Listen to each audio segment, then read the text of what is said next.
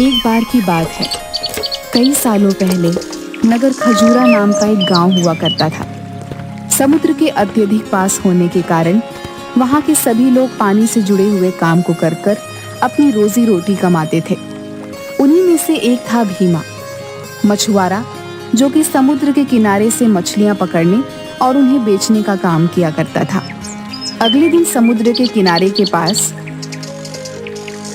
आज तो समुद्र के किनारे बहुत सारी मछलियां पड़ी हैं।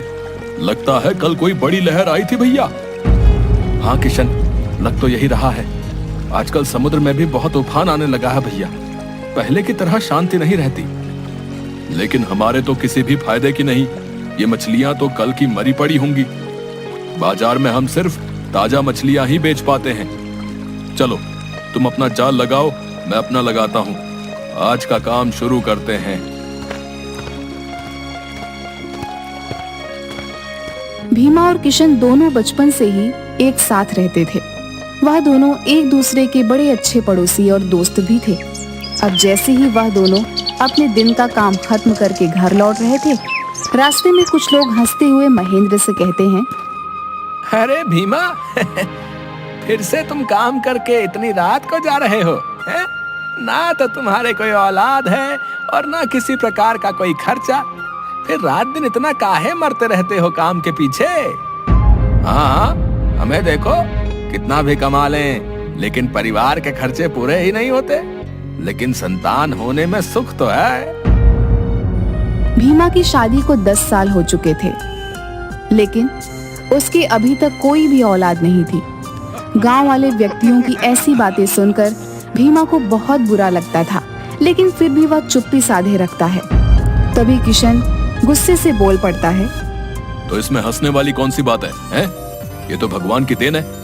अभी नहीं है तो क्या हुआ, संतान भी हो जाएगी।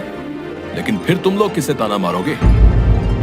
अरे हम तो बस इतना कह रहे थे कि अब बुढ़ापा आ चुका है। इतना तो कमाई कर ही लिए होंगे भीमा भैया की बाकी का जीवन सुकून से कट जाए, हैं? आजकल तो किसी को सलाह देने का जमाना ही नहीं रहा भैया। हाँ, अगर ये कुछ छोड़ दे तो हम जैसे नए मछुआरे भी कुछ आमदनी करें, लेकिन सारी मछलियां तो ये ले जाते हैं। तो सीधे सीधे कहो ना, ये बात है। भीमा की तरक्की से तुम्हें जलन होती है। उस बात को घुमा फिरा कर करने की क्या जरूरत है? और आइंदा परिवार को बीच में मत लाना, समझे? अब रहने दो किशन, इनसे बहस करने का कोई फायदा नहीं। चलो घर चलते हैं यार, देरी हो रही है। वहां से जाते वक्त बसंत सुंदर से कहता है, यार तुम भीमा को इतना नापसंद क्यों करते हो? जब भी उसे देखते हो तो गुस्से से लाल पीले हो जाते हो। अरे कुछ नहीं, बस मैं बचपन में हर चीज में इससे अच्छा था। इसके बाप दादा हमारे यहाँ से उधार मांगा करते थे, और आज देखो सारे गांव के लोग इसकी बात सुनते हैं और हमें कोई पूछता तक नहीं। अच्छा, तो तुम्हें उसके पैसे से जलन है। समझ गया समझ गया। लेकिन एक बात बताओ, उसके पैसे ना होने से बच्चे का क्या लेना देना? वही तो बात है, किसी को बताओगे तो नहीं। तो फिर तुम्हें बता ही देता हूँ, भीमा के कभी भी बच्चा नहीं होगा। लेकिन तुम इतना यकीन से कैसे कह सकते हो भैया? क्योंकि मैंने ही एक तांत्रिक से विद्या पढ़ाई हुई है कि उनको कभी बच्चा ना हो। सुंदर की ये बात सुनकर बसंत दंग रह जाता है, पर डर के कारण कुछ नहीं कहता। भीमा बचपन से ही मछुआरे होने का काम कर रहा था। वह अपने काम में बहुत माहिर था और उसकी आमदनी सभी मछुआरों से काफी ज्यादा थी। पैसे की उसे ज्यादा कोई कमी थी नहीं, परंतु फिर भी संतान न होने के कारण उसके जीवन में एक सूखापन था। उन व्यक्तियों की बातें उसके दिमाग में गूंजती रही और वह उदास होकर घर पहुंचा, लेकिन उसे अभी पूरी सच्चाई पता ही नहीं थी। क्या हुआ जी, आज आप इतने उदास क्यों हैं? कुछ नहीं रमा, क्या तुमने खाना लगा दिया? जी मैंने खाना कब का लगा दिया है। आप मुंह धोकर खाना खा लीजिए। मैं जानती हूँ आप किसी बात से परेशान हैं। लोगों का तो काम है कहना। अब उनकी बातों पर ज्यादा ध्यान मत दीजिए, इससे आपकी सेहत पर असर पड़ेगा। हाँ रमा, मैं जानता हूँ मुझे इन लोगों की बातों से फर्क नहीं पड़ता, लेकिन दिन प दिन हमारी उम्र भी तो बढ़ती जा रही है। भगवान एक ना एक दिन सबकी सुनता है, बस आप उसका नाम लेकर आराम से सो जाइए। इस बात की ज्यादा चिंता मत करिए। अब तो मैंने सब ऊपर वाले पर ही छोड़ दिया है। यह बात करके रमा और भीमा दोनों दुखी मन से सो जाते हैं। अब अगले दिन रोज की तरह भीमा सुबह 5 बजे उठकर समुद्र के किनारे मछली पकड़ने पहुंच जाता है। अब वह रोज की तरह अपनी नौका में बैठकर समुद्र के बीच में जाकर अपना जाल फेंकता है और उसमें बहुत सारी मछलियां फंस जाती हैं। लेकिन उसमें से एक बहुत बड़ी गोल्डन कलर की मछली भी फंस जाती है। अब वह जैसे ही जाल ऊपर खींचता है तो वह देखता है कि वह मछली बोल रही थी, मुझे छोड़ दो मछुआरे, मैं कोई आम मछली नहीं हूँ। अगर तुम मुझे समुद्र में वापस छोड़ देते हो तो मैं तुम्हें तुम्हारी मनचाही इच्छा पूरी करने का वरदान दूंगी। पहले तो भीमा उस मछली को बोलते देख बहुत डर जाता है, पर बाद में अपने नरम स्वभाव के कारण वह मछली को मुस्कुराकर कहता है, मैं भगवान की दिव्य शक्तियों में विश्वास रखता हूँ। मैं तुम्हें अवश्य ही छोड़ दूंगा। अगर तुम बोल सकती हो तो तुम जरूर इंसानों की ही तरह किसी दूसरी दिव्य दुनिया से हो। इतना कहकर वह उस गोल्डन मछली को समुद्र में वापस छोड़ देता है। उस मछली को समुद्र में छोड़ते ही वह देखता है कि वह मछली एक सुंदर महिला में बदल जाती है। वह सफेद कपड़े पहने समुद्र के बीचों बीच खड़ी हो जाती है और भीमा से कहती है, मैं समुद्र में रहने वाले जीव जंतुओं की महारानी जल देवी हूँ। मैं गलती से राजमहल से दूर हो गई थी और समुद्र के किनारे आ गई थी। मैं तुम्हारी इस उदारता से बहुत प्रसन्न हूँ। बताओ तुम मुझसे क्या मांगना चाहते हो? धन, दौलत, मकान, जो तुम मांगना चाहो। सबसे पहले तो मैं समुद्र की रानी को प्रणाम करता हूँ। वैसे तो मुझे आपसे धन या दौलत जैसा कुछ नहीं चाहिए, परंतु मेरी कोई संतान नहीं है। अगर आप मुझे संतान प्राप्ति का आशीर्वाद देते तो मैं उसे जीवन दान की तरह समझूंगा। तथास्तु भवः, जैसा तुम चाहो वत्स। उसके हाथ से बहुत तेज बिजली की रोशनी चमकती है। तभी भीमा के हाथ में एक फल आ जाता है। ये फल जाकर अपनी पत्नी को दे देना। वो इसे आज से 5 दिन बाद पूर्णिमा की रात को खा लेगी। उसके बाद से सब ठीक हो जाएगा। ये है मेरा आशीर्वाद। ध्यान रहे तुम मेरे बारे में और इस फल के बारे में किसी को कभी नहीं बता सकते। जी महारानी, मैं ध्यान रखूंगा। मैं अपनी पूरी कोशिश करूंगा कि मैं आपका सच गलती से भी किसी के सामने ना बोलूं। एक बात और, तुम्हारे बच्चे के पेट में होने के वक्त पर तुम्हें उसका बहुत ध्यान रखना है। कोई है जो उसे नुकसान पहुंचाना चाहेगा।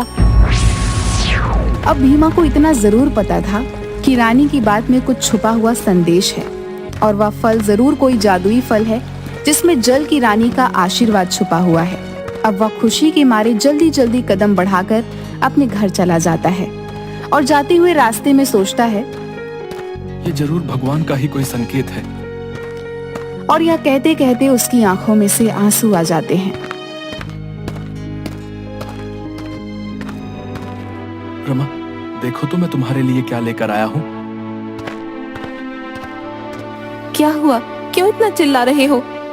देखो मुझे आज क्या मिला। मैं रास्ते से जब घर आ रहा था तो एक बूढ़े बाबा ने आशीर्वाद में मुझे एक फल दिया और बोला कि इसे तुम्हें दे दूं। अच्छा इधर लाओ, मुझे दे दो। पर इसमें इतना खुश होने की बात क्या है? रमा बिना सारी सच्चाई जाने वह फल आराम से खा लेती है और उसे उस फल को खाता हुआ देख भीमा की आंखों में नमी और अपने भविष्य की आशा झलक पड़ती है। ठीक महारानी के कहे अनुसार उसने रमा को कुछ नहीं बताया। 2 महीने बाद रमा को अचानक से चक्कर और उल्टी जैसा महसूस होने लगा। पहले पहले तो वो इसे आम बात समझकर टाल देती है, लेकिन जब 2-3 दिनों तक लगातार ये सब होता रहता है तब वह भीमा को जाकर बताती है। अजी सुनते हो, मेरी तबीयत 2-3 दिन से बहुत खराब है। रमा, तुमने मुझे पहले क्यों नहीं बताया? हमें तुरंत ही डॉक्टर के पास चलना चाहिए। अब वे दोनों डॉक्टर के पास जाते हैं, सारे चेकअप कराते हैं। कुछ ही देर बाद डॉक्टर आते हैं और बोलते हैं, भीमा जी, आपकी पत्नी बिल्कुल ठीक है। खुशखबरी की बात यह है कि ये प्रेग्नेंट है, पर क्योंकि ये लेट प्रेगनेंसी है, इन्हें अपना खास ख्याल रखना होगा। ये बात सुनकर भीमा और रमा खुशी से फूले नहीं समाते और डॉक्टर से कहते हैं, आपका बहुत बहुत धन्यवाद। हम बिल्कुल अपने बच्चे का खास ख्याल रखेंगे। भगवान ने बहुत दिनों बाद हमारी पुकार सुनी है। तभी ये बात सुंदर को पता चलती है। और भीमा के बाद वे उसके घर चला जाता है। भीमा, रमा भाभी, कोई घर पर है? हाँ सुंदर भैया, बोलिए। कुछ नहीं, खुशखबरी का पता चला तो हालचाल पूछने आ गया, और कुछ फल भी लाया था आपके लिए। अरे भैया, इसकी क्या जरूरत थी? आइए ना, बैठिए, भीमा आने वाले ही होंगे। नहीं, बस चलता हूँ।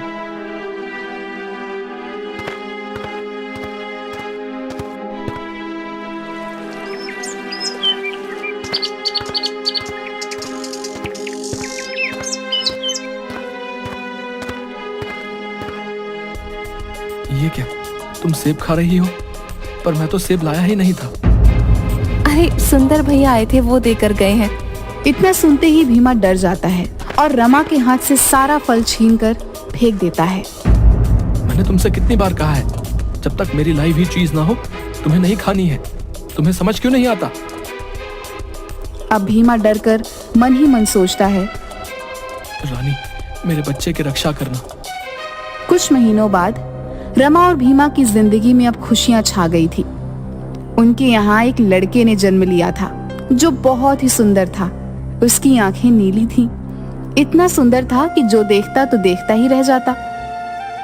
देखो कैसे खिलखिला रहा है, बिल्कुल तुम पर गया है। हाँ वो तो है, पर हम इसका नाम क्या रखेंगे? इसका नाम हम बट्टू रखेंगे। पर क्यों? और भी तो बहुत अच्छे अच्छे नाम हैं। वो मैं तुम्हें नहीं बता सकता। भीमा मुस्कुरा देता है। ये नाम उसने पानी से जुड़ा हुआ रखा था। वह मछली वाली बात अपनी जुबान पर नहीं आने देता। उसने यह बात सालों से छुपा कर रखी थी। अजी सुनते हो, लड़का हुआ है। कम से कम मोहल्ले में मिठाई तो बांटनी ही चाहिए। हाँ हाँ, मिठाई तो जरूर बांटेंगे। हमारे घर खुशियाँ जो आई हैं। अब जैसे ही ये बात गांव में फैलती है और सुंदर को पता चलती है। ये मिठाई किस खुशी में बांट रहे हो भाई? अरे भीमा को लड़का हुआ है, तुम्हें नहीं पता? लेकिन ऐसा कैसे हो सकता है? मैंने तो उसके पेट पड़ते ही भीमा की पत्नी को दवाई दे दी थी। अब मन ही मन सुंदर ये सब सोचने लगता है, लेकिन उसे ये नहीं पता कि बट्टू कोई मामूली बच्चा नहीं है। 4 साल बाद देखते ही देखते बट्टू बड़ा हो चुका था। उसकी नीली हुई चमकती आंख और उसका मुस्कुराता हुआ चेहरा पहले जैसा ही था, मानो साक्षात देव जन्मा हो। बट्टू, जरा इधर आना तो। अब बट्टू रमा के पास आकर बच्चों जैसी आवाज में बोलता है, पापा किधर है? मुझे उनके पास जाना है। पापा बाहर काम पर गए हैं बेटा, तुम उनके पास नहीं जा सकते। अब किसी वजह से बट्टू रोते रोते चुप ही नहीं होता। तभी रमा कहती है, यह आज इतना क्यों रो रहा है? ये तो कभी इतना नहीं रोता। वो जैसे ही उसे घर के बाहर अपने पिता से मिलवाने ले जाती है, वह समंदर की तरफ बहुत तेजी से भागता है। वह सुनते ही अपने पिता के कपड़े पकड़कर उन्हें घर की तरफ खींचने लगता है। क्या हुआ है बट्टू, इतनी तेजी से क्यों भाग रहे हो? पापा तूफान आ रहा है, घर चलो, सब चलो। पर जब भीमा देखता है तो मौसम एकदम साफ था, लेकिन वह समझ जाता है कि बट्टू जल परी के आशीर्वाद से जन्मा है, इसलिए वे पता लगा सकता है कि आगे तूफान आएगा या नहीं। सभी लोग किनारे से हट जाओ। मैं फिर से कह रहा हूँ कि बहुत तेज तूफान आ रहा है। सभी लोग वहाँ से जल्दी हट जाएं। अरे ये तो हमारा बेवकूफ बना रहा है, हैं? मौसम तो बिल्कुल साफ नजर आ रहा है, देखो। अरे मैं समझ गया इसकी चाल। ये सब इसलिए कर रहा है ताकि सारी मछलियाँ ये पकड़ कर ले जाए। हम तो यहाँ से कहीं नहीं जाएंगे। हाँ, कुछ देर बाद ही बट्टू के बताए अनुसार बहुत तेज तूफान आया और समुद्र से लंबी भयानक लहर उठती है। लोगों के घर, नौका और बहुत सारी चीजें बह जाती हैं। सुंदर और बसंत भीमा की बात नहीं सुनते और वे समुद्र में बह जाते हैं। पापा, उन नीले शर्ट वाले अंकल को बचा लो। अब जैसे ही भीमा पीछे मुड़कर देखता है तो सुंदर और बसंत तेज लहरों के साथ बह रहे होते हैं। अब मैं इन्हें कैसे बचाऊं? लहरें बहुत तेज हैं। इन्हें बचाने गया तो मैं भी साथ में बह जाऊंगा। आप उन अंकल को बचाने जाओ पापा, बाकी सब मैं संभाल लूंगा। भीमा को बट्टू की बात पर विश्वास था, क्योंकि उसे पता था कि जल के देवता के आशीर्वाद से जन्मा है ये। अब वह बिना कुछ सोचे समझे तेज लहरों में कूद पड़ता है और सुंदर और बसंत को बचा लेता है। थोड़ी ही दूर खड़ा बट्टू समुद्र की ओर जल की रानी, जल की देवी को देखकर मुस्कुराने लगता है। तभी सुंदर और बसंत आते हैं और सुंदर बट्टू को गले से लगा लेता है। गले लगाते ही सुंदर फूट फूट कर रोने लगता है और कहता है, अगर आज तुम ना होते तो शायद हम सभी ना बच पाते। मैंने जलन के कारण हमेशा अपने जीवन में गलत चीजें की और उसका ही एक शिकार तुम जैसी नन्ही जान बन गई। मुझे माफ कर दो बेटे। कोई बात नहीं अंकल, मैं आपसे गुस्सा नहीं हूँ। इसके बाद वह बिना किसी डर के खुशी से रहने लगते हैं। बट्टू की इस मासूम भरी बात पर सभी जोर जोर से हंसने लगते हैं।